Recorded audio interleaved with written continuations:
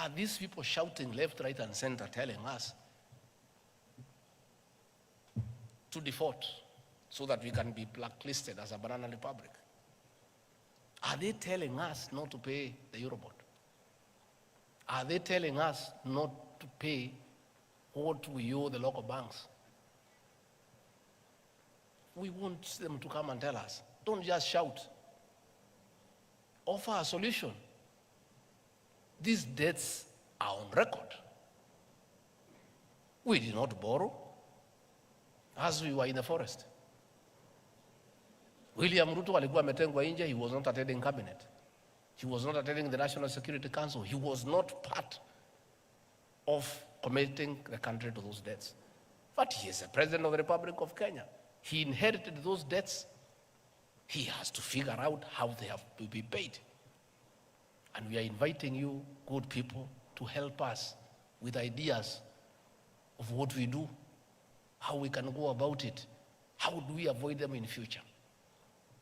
Through continuous engagement, through bilateral and multilateral diplomacy, the President has traveled around the country, the world, engaging multilateral leaders, the IMF, the World Bank, key partners, the United States, the People's Republic of China. Currently, he has just left Germany for France, to see how we partner with the world to get us out of the mess we are in. And it has started to pay. Yesterday, the World Bank made a huge pronouncement of $12 billion in the next 3 years. Concessional loan on very low interest, as opposed to trying to borrow money here from local banks. The IMF, 4 days ago, made a similar announcement of a huge intervention. We have public roads that have all stalled. We need to get the contractors back on site. We have to get this money somehow. We did not create this situation. We found it. And they are uncomfortable when we say that's the situation we found. What do they want us to say? You people know, you manage companies. You know, you look at the state of the books when you take over a company. You take a company that is in the red, you know what to do with it. You take a going concern, you know what to do with it. But us, we didn't have a choice. Kenya is ours. We took it the way it was because this is our country.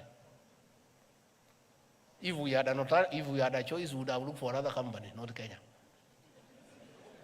Because of the huge debt portfolio through irresponsible borrowing. When we tell the story, because we are going to tell the story, people will be shocked. How $2 billion was taken from the central bank and put in a private bank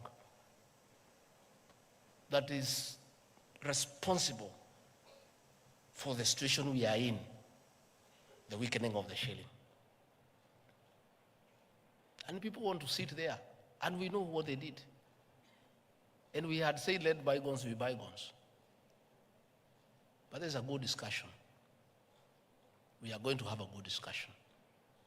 We are putting the figures into place, who took what and where, so that the people of Kenya can know why we are in this shit and this mess.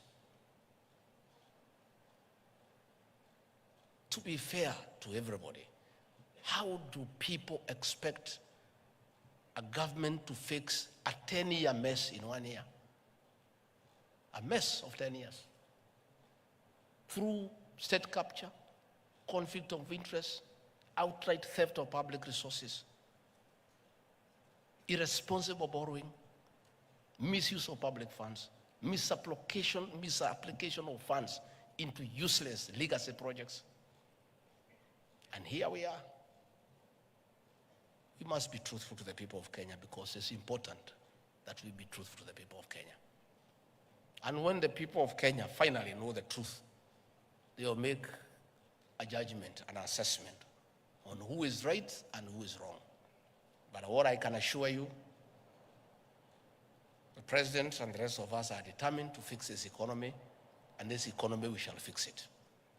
And there are good signs. And signs are last year, for the first time in 8 years,